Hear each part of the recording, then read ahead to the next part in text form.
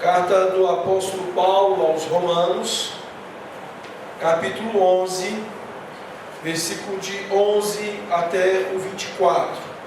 Diz assim a palavra do Senhor: Pergunto, pois, porventura tropeçaram para que caíssem? De modo nenhum. Mas pela sua transgressão veio a salvação aos gentios, para pô-los em ciúmes. Ora, se a transgressão deles redundou em riqueza para o mundo, e o seu abatimento em riqueza para os gentios, quanto mais a sua plenitude. Dirijo-me a vós outros, que sois gentios, visto, pois, que eu sou apóstolo dos gentios, glorifico o meu ministério, para ver se, de algum modo, posso incitar à emulação os do meu povo e salvar alguns deles. Porque se o fato de terem sido eles rejeitados trouxe reconciliação ao mundo, que será o seu estabelecimento, se não vida dentre os mortos? E se forem santas as primícias da massa, igualmente o será a sua totalidade. Se for santa a raiz, também os ramos o serão. Se, porém, alguns dos ramos forem quebrados, e tu, sendo oliveira brava, foste enxertado em meio deles, e te tornaste participante da raiz e da seiva da oliveira, não te glories contra os ramos.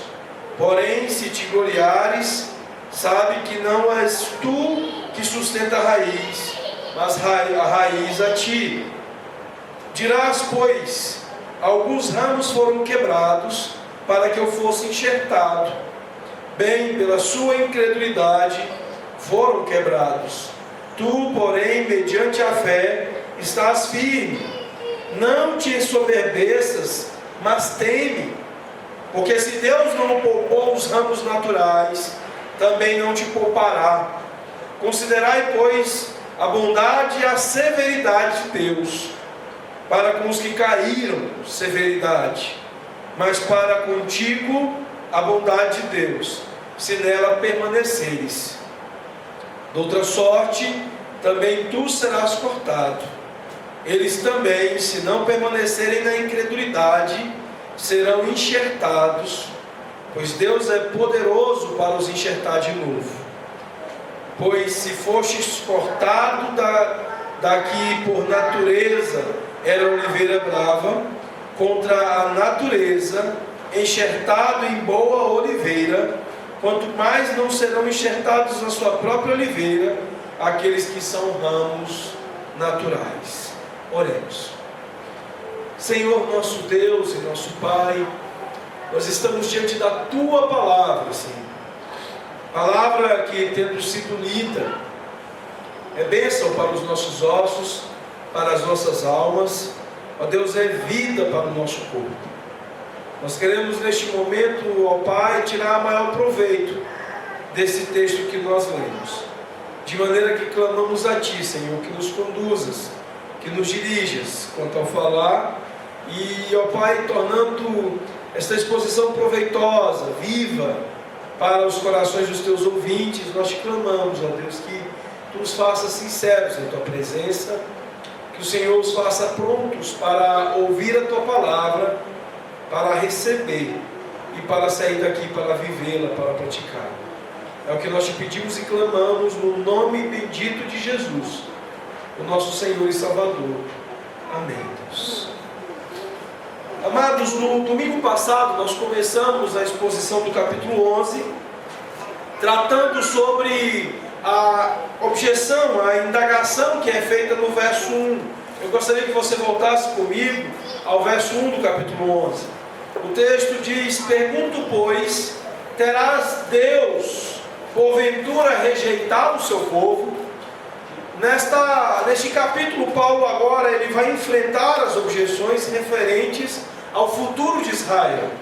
Aqui Paulo estará se ocupando de tratar da rejeição de Israel e do futuro de Israel em relação a isso, para tentar assegurar aos seus ouvintes a ideia importante de que, por exemplo, se Deus tivesse falhado com relação ao seu povo, rejeitado o seu povo, não teriam então as suas promessas falhado?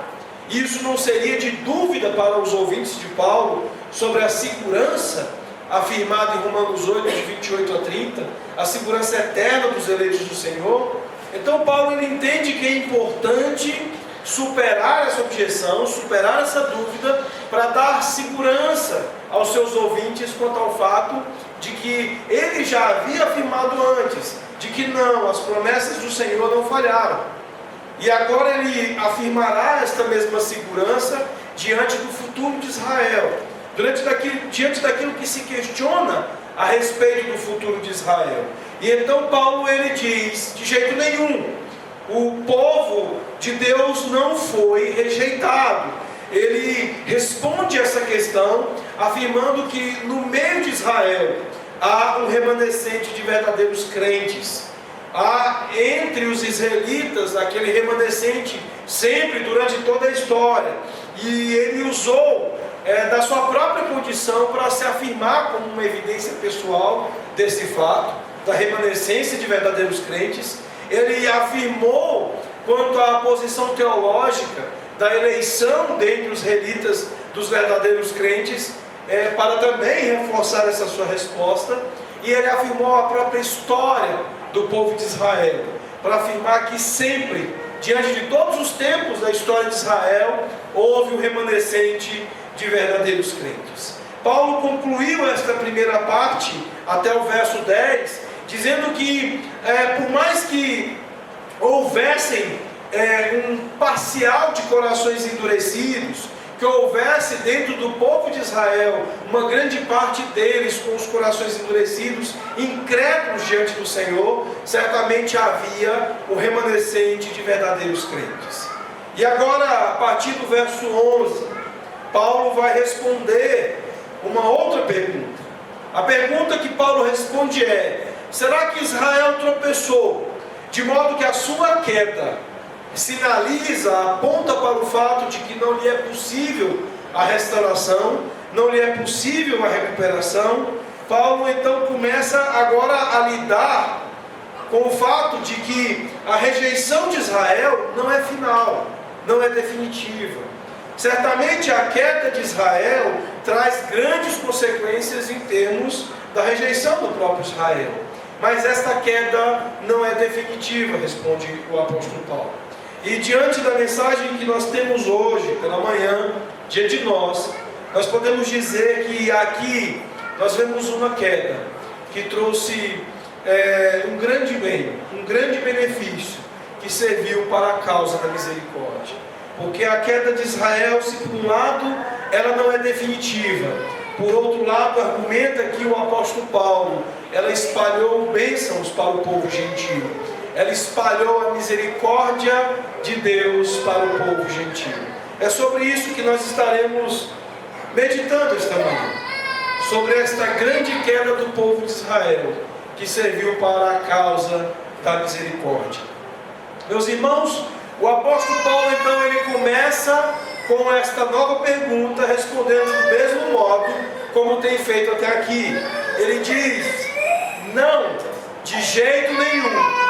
Aqui Paulo irá nos afirmar, nos assegurar de que o plano de Deus, através do tropeço de Israel, é de proporcionar uma cadeia de bênção, é de proporcionar a extensão da misericórdia de Deus, do plano da salvação de Deus para os gentios. Paulo está, em sua maneira de ler as coisas, olhando de maneira redentiva, olhando através da história da redenção. A sua perspectiva é histórica, como tem feito em todas as respostas a essas objeções. E ao fazer isso, Paulo está dizendo: Deus é o Senhor da história. Ao olhar para a redenção, ao perceber um olhar, uma observação mais completa dos fatos, Paulo diz: Deus é o Senhor da história.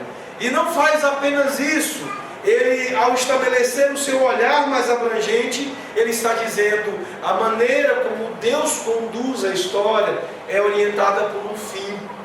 Deus tem um propósito estabelecido para a história. Aquilo que Ele mesmo já havia estabelecido como fundamento da segurança dos crentes, em Romanos 8, 28 a 30, é aquilo que perfaz o seu olhar para estabelecer as suas respostas em toda a argumentação a essas objeções. E ele então volta ao ponto: Deus é o Senhor da história. E é importante que nós comecemos a olhar esta parte importante do texto com o mesmo olhar, com a mesma perspectiva do apóstolo Paulo. Um olhar para a história da redenção, um olhar que vê Deus como o Senhor da história, e um olhar que distingue o determinismo bíblico do destino, do conceito estabelecido para o destino. Vocês se lembram do domingo passado, que nós afirmamos que enquanto o destino é cego, o determinismo bíblico é cheio de olhos. Enquanto o destino é carregado de ceticismo, é carregado de tristeza, de cegueira, o determinismo bíblico é carregado de beleza, porque Deus está fazendo novas todas as coisas, porque Deus está conduzindo a história para um fim proveitoso por Ele mesmo determinado. É assim que Paulo então olha para a história e olha então para essa história para explicar o futuro de Israel e explicar o momento presente das relações que se estabelecem com a rejeição de Israel. Não, de jeito nenhum, Israel não tropeçou de maneira que dele não possa se recuperar. Aqui ele até mesmo adverte aqueles que são beneficiados com a queda de Israel, os gentios, que agora vê a mensagem do Evangelho virada para eles, e ele diz: cuidado para que vocês não se soberbeçam, para que vocês não se tornem orgulhosos, de achar que agora vocês são melhores do que os judeus, porque se vocês que eram de oliveira brava, que vocês que não eram do chamado povo que portava a mensagem de Deus, e foram enxertados na oliveira verdadeira, quanto mais eles que eram desta oliveira não poderão, então certamente poderão serem reenxertados nela. É sobre isso que nós estaremos então meditando esta manhã, sobre o fato de que uma queda trouxe grande benefício para a causa da misericórdia. Aqui, através de uma analogia, Paulo está simplesmente falando sobre a bondade e a severidade de Deus. E é importante que nós então aprendamos isso para o benefício das nossas almas, para o bem das nossas vidas. Em primeiro lugar, meus irmãos, eu gostaria de considerar com os irmãos de que o plano de Deus a respeito da rejeição de Israel nos traz um grande ensino sobre o fato de que o tropeço de Israel desencadeou grandes bênçãos, desencadeou grandes benefícios para a causa da misericórdia. E o primeiro estágio em relação a isso é o fato de que, através do tropeço de Israel, a salvação se estendeu aos gentios. A salvação se esparramou, se espalhou pelo mundo gentio. A transgressão de Israel, ela abriu a porta da salvação para os gentios. Vejam, em Atos 13:46, o próprio apóstolo Paulo, ele já afirmara isso em relação ao seu ministério. Ele pessoalmente experimentou o redirecionamento do Evangelho aos gentios por conta do endurecimento no coração dos judeus. Ele diz em Atos 13:46, então Paulo e Barnabé, falando ousadamente, disseram: cumpria que a vós outros, em primeiro lugar, fosse pregada a palavra de Deus. Mas posto que a rejeitais, e a vós mesmos vos julgais indignos da vida eterna, eis aí que nos volvemos para os gentios. Algo que teoricamente não era uma coisa boa, a má recepção pelo Evangelho por parte dos ouvintes judeus se transformou em grande bênção para os gentios, se transformou num grande bem para a causa da misericórdia. O povo gentio agora via a pregação do Evangelho se voltando para eles. E por quê? Porque os ouvintes judeus, aqueles para quem em primeiro lugar foi destinada a pregação do Evangelho, não quiseram ouvir. Meus irmãos, isso tem sido uma constante em toda a história do povo de Deus. Não se ouve aqui, ouve-se ali. Você não encontra oportunidade para a pregação do Evangelho em determinado lugar, abre-se o Senhor as portas para a pregação em outros lugares. Em muitos lugares hoje nós temos percebido algo semelhante em relação à pregação do Evangelho, em relação a se ter uma promoção da pregação do Evangelho. Você hoje olha para a Europa, berço da Reforma Protestante, e o que nós encontramos na Europa? Nós encontramos um grande poço, um profundo poço de secularização. Nós encontramos o pós-cristianismo como a grande característica da maioria das comunidades europeias. A própria Alemanha, berço de Lutero, berço das 95 teses afixadas na Catedral de Wittenberg. Qual a situação da Alemanha hoje? Hoje você anda quilômetros e quilômetros na Alemanha para se encontrar uma igreja. E muitas vezes não estamos falando de uma igreja fiel, mas de uma igreja dominada pelo liberalismo teológico. Nós olhamos em muitos lugares da Alemanha e o que nós encontramos são templos fechados para o culto e abertos para se funcionar como boates e casas de festas. Um povo que se recusou ao Evangelho depois de provar da sua abundância, depois de provar dos feitos maravilhosos de Deus através dele. E em lugares como a África, berço de feitiçaria, um lugar onde nós sempre tivemos um domínio terrível do paganismo, do animismo, de religiões distantes de Deus, hoje nós vemos o Evangelho sendo recebido por encanto por muita gente. Quantas pessoas são tomadas e maravilhadas pela pregação do Evangelho em lugares antes dominados pelo paganismo, como o Nepal, como a China, como em tantos lugares, onde hoje a fé é recebida, e mesmo assim recebida sem a falta de liberdade para o culto religioso. E Europa e Estados Unidos abraçando o pós-cristianismo, abraçando a secularização. A primeira coisa que nós aprendemos do apóstolo Paulo é que quando há endurecimento, quando há expressão da severidade de Deus, também há expressão da bondade de Deus. Deus usa do tropeço, Ele usa da queda de Israel para estabelecer uma cadeia de bênçãos para o povo gentio. E tem sido sempre assim em relação ao Evangelho. Haverá sempre aqueles cujos corações estão endurecidos e não querem ouvi-lo. E haverá sempre aqueles que estarão com os corações abertos e preparados para ouvir e para o receber. Esta era a própria experiência do apóstolo Paulo. Ele, em primeira mão, viu que a rejeição dos judeus serviu-se para que o Evangelho fosse repassado, fosse direcionado aos gentios.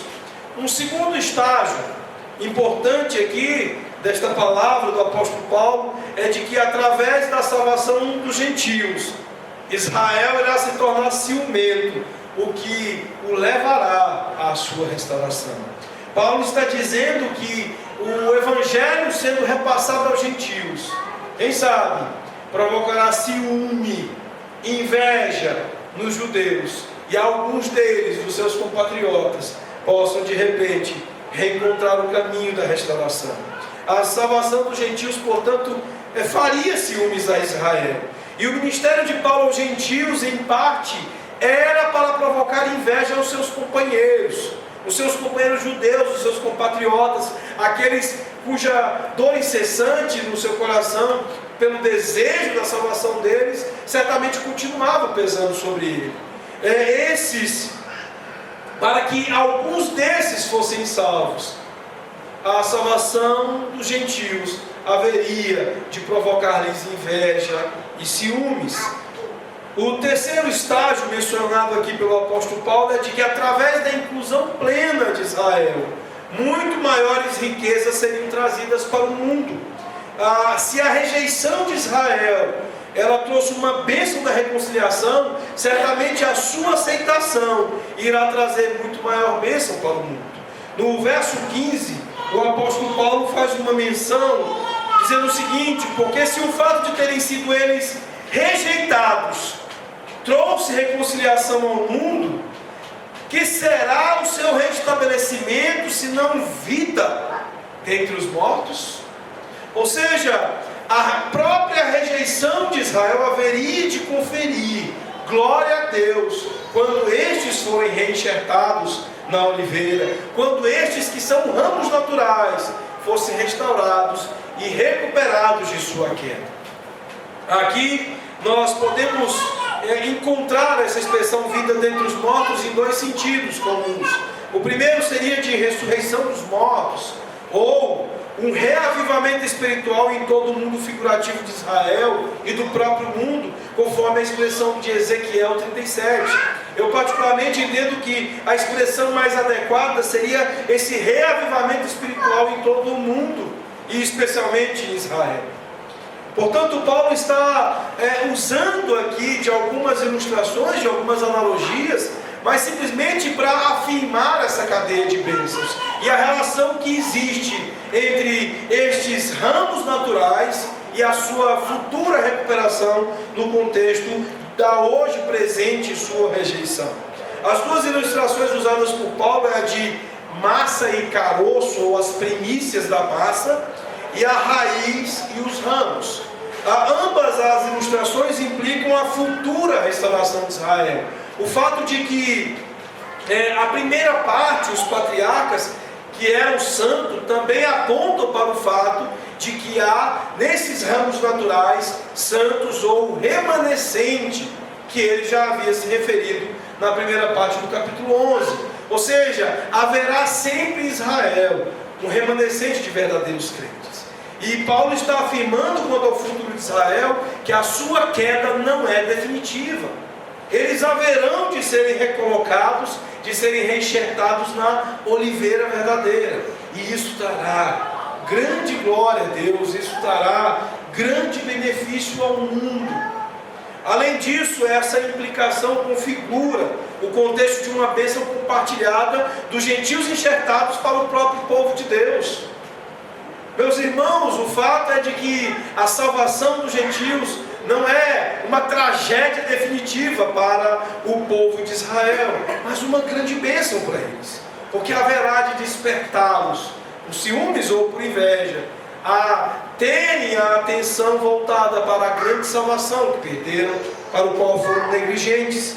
É sobre isso que o apóstolo Paulo argumenta aqui, quanto a estes estágios da queda e da rejeição de Israel, que representam uma grande coisa, um grande benefício para a causa da misericórdia. Nesta analogia, nesta ilustração feita pelo apóstolo Paulo, nós vemos a relação entre gentios e Israel com relação a enxertos à oliveira. Algumas coisas que Paulo fala-nos aqui ao estabelecer essa analogia.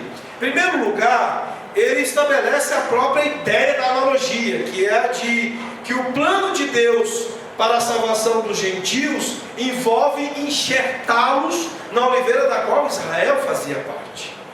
Os gentios, eles não são o novo povo de Deus, mas eles são enxertados naquilo que sempre existiu, que foi o verdadeiro Israel de Deus, o verdadeiro remanescente de crentes, de verdadeiros crentes. Então, Deus não está inventando um novo povo, estabelecendo um novo povo, mas enxertando no seu povo os gentios. É muito importante isso, meus irmãos, porque nós podemos estabelecer uma ideia de ruptura, de que Deus agora tem um novo povo. A igreja precisa ser vista como e entendida como aquilo que a palavra de Deus a vê e a entende. Ela é o Israel de Deus, ela é na progressão da revelação a continuidade do povo de Deus. O mesmo Israel de Deus, a mesma igreja do Antigo Testamento, é aquela na qual os gentios são incluídos. Não é um novo povo, não é uma nova maneira de Deus lidar com a salvação, mas Deus enxertando na mesma oliveira, na verdadeira oliveira, o povo gentil. O verso 17, ele nos esclarece isso. o texto diz: se porém alguns dos ramos foram quebrados, e tu, sendo oliveira brava, foste enxertado em meio deles, e te tornaste participante da raiz e da seiva da oliveira. Ou seja, o mesmo povo. E tu fostes enxertado neste povo. E tu fostes colocado nesse povo, o mesmo povo. Então é um grande equívoco nós pensarmos que há uma igreja no Novo Testamento e não há igreja no Velho Testamento. Há uma nação no Antigo Testamento e há uma igreja no Novo. É essa ideia que Paulo está corrigindo aqui. É este pensamento errado que Paulo está corrigindo aqui. Não, há uma igreja no Antigo Testamento. Há um Israel verdadeiro dentro do Israel físico no Antigo Testamento.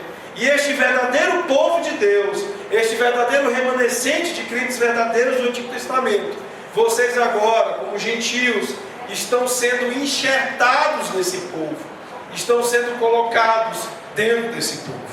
A expressão oliveira brava é para dizer que nós não éramos desse povo. Esta é a mesma expressão que nós ouvimos em vários momentos da Escritura. O próprio apóstolo Pedro vai se referir à igreja dessa maneira. Antes não era esse povo, mas agora sois o povo de Deus. Antes vocês não eram nada, mas agora vocês são chamados de nação santa, de povo de propriedade exclusiva de Deus. Por quê? Porque foram enxertados. Porque vocês, sendo oliveira brava, foram colocados na oliveira verdadeira. Nós precisamos entender isso, meus irmãos. E alguns dos ramos naturais, a expressão de Paulo aqui para esses que foram quebrados é de que alguns dos ramos naturais, ou seja, dos israelitas, aqueles que eram incrédulos, eles foram quebrados, eles foram retirados.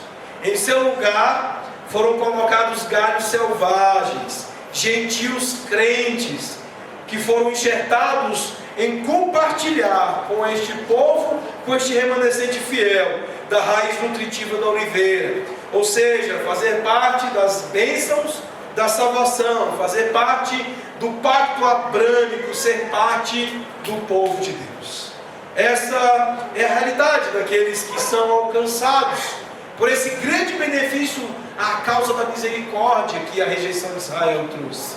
Enquanto muitos foram quebrados e retirados como ramos naturais de oliveira, agora veio um enxerto de galhos selvagens, de galhos que ouviram o Evangelho e como gentios crentes foram alcançados por esta grande salvação. Portanto, Paulo chama atenção a estes aspectos importantes desta redenção do povo de Deus fazer um povo para si. Mas ele responde a objeção para dizer que da mesma forma Israel será enxertado na sua própria oliveira um dia. Se galhos selvagens puderam ser enxertados na oliveira, por que ramos naturais não poderão ser reenxertados nela? Este é o argumento do apóstolo em referência ao uso que faz dessa analogia. Mas ele, ao falar estas coisas, ele estabelece uma importante advertência para os crentes gentios. Ele diz que, olha, cuidado, estejam atentos para o fato de que não há espaço para o orgulho ou para a complacência. Cuidado. É por isso que Israel está sendo rejeitado. E é por isso que vocês precisam ter medo e tomar cuidado. Vejam comigo os versos 18 a 22. Não te glories contra os ramos. Porém, se te gloriares, sabes que não és tu que sustenta a raiz, mas a raiz a ti. Dirás, pois, alguns ramos foram quebrados para que eu fosse enxertado. Bem, pela sua incredulidade foram quebrados. Tu, porém, mediante a fé estás firme. Não te ensoberbeças, mas teme. Porque se Deus não poupou os ramos naturais, também não te poupará. Considerai, pois, a bondade e a severidade de Deus para com os que caíram. Severidade, mas para contigo a bondade de Deus. Se nela permaneceres de outra sorte, também tu serás cortado.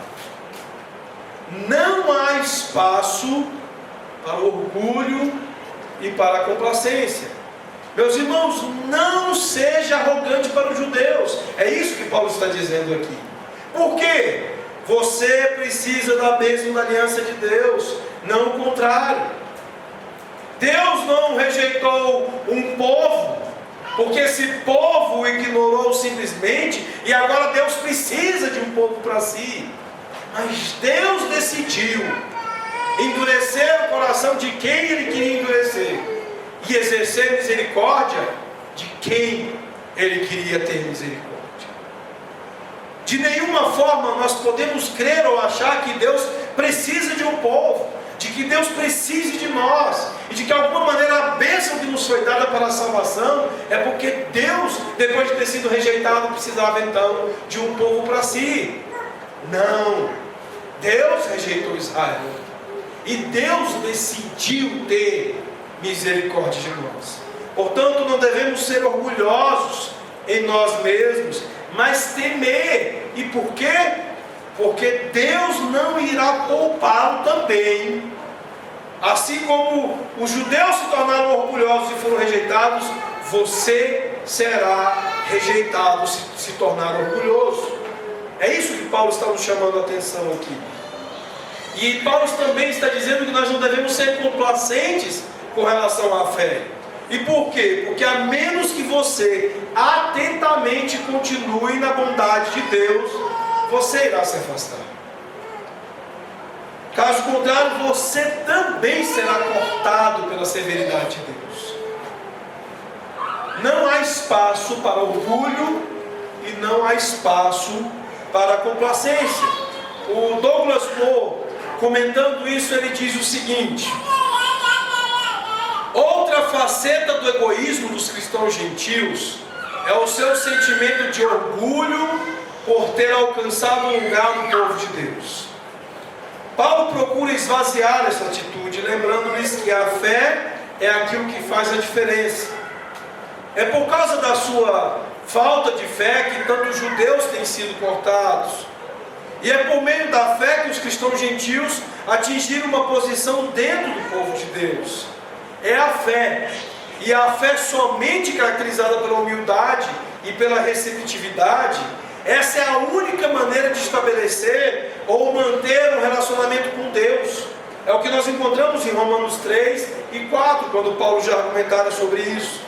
Reconhecendo que cada benefício espiritual vem como um presente enorme do nosso Deus gracioso. O cristão gentil, então, ele deve parar. Ele deve pensar muito bem sobre suas realizações e assumir uma atitude de temor. Este conceito bíblico básico combina respeito reverencial para com Deus, com sua majestade, e glória para com uma preocupação saudável em continuar a viver fora da graça de Deus. Então, meus irmãos, nós precisamos temer a Deus, nos preocupando com a possibilidade de orgulho, e não apenas de orgulho, mas de complacência com a nossa vida religiosa. Ou somos orgulhosos e agimos como fariseus, ou também podemos ser orgulhosos e sermos complacentes. A complacência espiritual tem se revelado em nossos dias com absoluta falta de fervor. Nós não somos crentes ferventes. É impressionante a nossa capacidade de nos distrairmos quanto aos assuntos da fé. É impressionante como qualquer coisa nos tira a atenção para a grande salvação que nos alcançou. nós não temos a medida daquilo que nos alcançou. Uma das coisas que tem revelado a nossa atitude gentia, complacente, é o fato de que nós não entendemos a grandeza do benefício que nos alcançou e na rejeição dos judeus a salvação que nos alcançaram. Eu me recordo de alguns episódios que nos falam um pouco sobre isso. Eu conheci uma senhora de 84 anos na igreja presbiteriana de Porto de Galinhas. Eu fui pregar e o pastor me chamou no final do culto e me apresentou a senhora dizendo: olha, essa aqui tem poucos meses de convertida. É uma das mais novas aqui dentre os membros da nossa igreja. E me apresentou para aquela senhora e contou algumas histórias dela.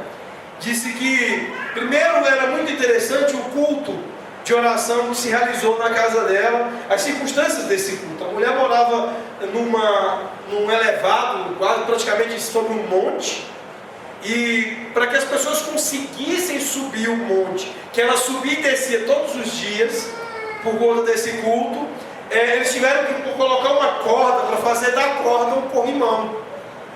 Ficou alguns homens no percurso até a casa dela lá sobre o monte, segurando a corda, e as pessoas iam e usando a corda de corrimão.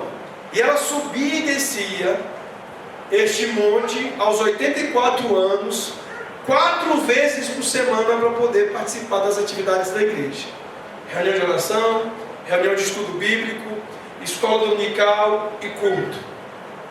E o pastor dizia que ela não apenas fazia isso, mas ela descia 1 hora antes do culto, descia o monte e fazia o percurso ali das ruas próximas à igreja.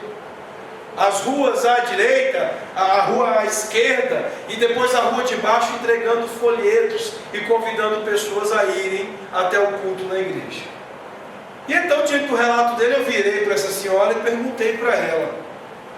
Falei: poxa, mas a senhora com tanta energia e se gastando tanto, né, para fazer essas coisas, por que a senhora está fazendo isso? Aí ela virou: pastor, eu passei 80 anos da minha vida fora da misericórdia de Deus, fora da salvação de Deus, entregue a todo tipo de coisa. Eu já fui envolvida com misticismo, com tanta coisa errada, com tanta coisa ruim. O dia que eu fui alcançada pela misericórdia de Deus, eu pensei: ou eu dou tudo de mim, ou então eu não serei digna disso.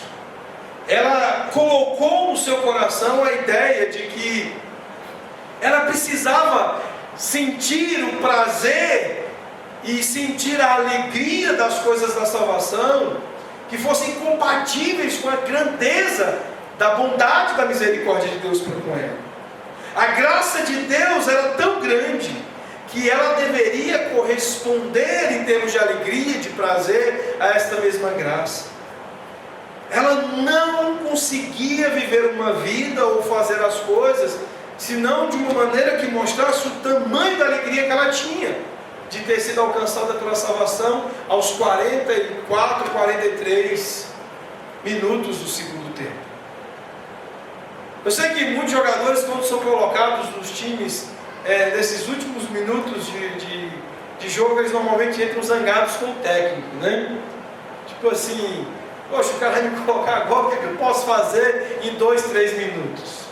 Né? E vocês já viram jogos que tiveram grandes viradas nos acréscimos. Eu já vi um time virar por 3-1 placar nos 3 ou 4 últimos minutos ali dos acréscimos. O sujeito, por exemplo, entrou aos 44 segundo tempo, fez 2, 3 gols e virou a partida. Meus irmãos, nós precisamos entender a advertência do apóstolo Paulo aqui quanto ao risco do orgulho e da complacência com a nossa vida espiritual. Há aqui também, da parte do apóstolo Paulo, uma promessa para os judeus incrédulos. Ele diz que não há espaço para o desespero. Vejam os versos 23 e 24. Eles também, se não permanecerem na incredulidade, serão enxertados, pois Deus é poderoso para os enxertar de novo. Pois se foste cortado daqui por natureza, era oliveira brava, e contra a natureza, enxertado em boa oliveira, quanto mais não serão enxertados na sua própria oliveira aqueles que são ramos naturais? Ou seja, não há motivo para desespero dos incrédulos judeus. Os judeus incrédulos têm esperança porque Deus tem o poder para os enxertar novamente. Israel será enxertado na sua própria oliveira, da mesma forma que os gentios crentes experimentaram como expressão da bondade de Deus. Portanto, há esperança para o futuro de Israel. Israel não pode se dar ao desespero, porque a bondade de Deus ainda lhes garante que no futuro Deus ainda os restaurará, Deus ainda os reenxertará na oliveira. Eu gostaria de concluir com algumas implicações práticas para a nossa vida cotidiana, algumas coisas como nós podemos aplicar essa mensagem. Em primeiro lugar, nós não podemos perder de vista que Deus é o Deus da história. Todo o olhar de Paulo nestes versículos é para o fato de que Deus está conduzindo a história. As coisas acontecem como acontecem, mas Deus as está conduzindo. E as coisas não acontecem porque tem que acontecer, mas porque Deus decidiu como elas devem acontecer. E Deus não decidiu apenas porque tem que ser assim, mas porque Ele estabeleceu que assim é melhor. A história tem um fim previamente determinado por Deus. E esse fim previamente determinado por Deus se estabelece através da bondade de Deus. Deus sabe o que é melhor, conhece perfeitamente aquilo que é melhor, e é isso que Ele está realizando. Portanto, desenvolva uma perspectiva da história através dos propósitos redentores de Deus. Veja todas as coisas que estão acontecendo da maneira como são. É Deus realizando a história. A história, ela julgará a fidelidade de Deus, e a história, ela irá reivindicar a misericórdia de Deus. Não se esqueça disso. Em segundo lugar, olhe para os judeus e ore e busque a restauração dos judeus. Uma das coisas comuns em relação aos cristãos gentios é um sentimento de antissemitismo. Aviso a sério: não há espaço para o orgulho e para a complacência. Avalie a sua vida para ver se há alguma medida de orgulho no seu coração. E não importa o quão sutil seja esse orgulho, ponha-o para fora. Fique sedento, faminto, completamente dependente de Deus. Não dependa de você mesmo. Não confie naquilo que está em você. Não confie na sua religiosidade. Não confie na sua capacidade de fazer as coisas. Mas dependa como um pobre miserável, completamente de Deus. Avalie sua vida para ver se você não estabeleceu espaços para a complacência. Não importa o quanto você pode estar se afastando, cuidado. Há um momento em que você não volta. Há muitos de nós que negligenciam a vida espiritual por qualquer coisa. Passo uma borboleta, me distraio e perco o foco do Evangelho. Qualquer coisa me distrai e me chama a atenção e me retira a atenção do Evangelho. Cuidado, fique fervente, não apenas sedento e faminto, mas fervente, arda, queima pelo Evangelho. Não tolere com uma vida menor do que aquela que Deus quis estabelecer quando te elegeu e quando te salvou. Tema a Deus e esteja atento à bondade de Deus, mas não apenas à bondade de Deus, mas esteja atento à severidade de Deus. Cuidado, você pode ser cortado. E parece-nos que muitos não têm consciência do que significa ser cortado, até quando chegar o dia que nós estivermos diante de Deus, em juízo, em julgamento. e for lançado no inferno. Muitos crentes estão brincando com a vida espiritual, achando que é só uma questão de ir na igreja, achando que é só uma questão de escolher entre estar na igreja e estar na cama. Não, meu irmão, se trata de uma complacência onde pode chegar no ponto que você é cortado e você simplesmente não é parte da vida eterna, você é parte das mais terríveis profundezas do inferno. É por isso que a advertência é para que tenhamos medo, porque é esse o caso. É o medo, o temor que nos livra e que nos retira da complacência, que nos leva ao inferno, que nos leva a ser cortado. Portanto, seja vigilante. E eu termino com as palavras do apóstolo Paulo em 2 Coríntios 13:5. Examinai-vos a vós mesmos se realmente estáis na fé. Provai-vos a vós mesmos. Ou não reconheceis que Jesus Cristo está em vós? Se não é que já estáis reprovados. Cuidado. Você pode achar que está provando da bondade de Deus, enquanto caminha para provar da severidade de Deus. Oremos.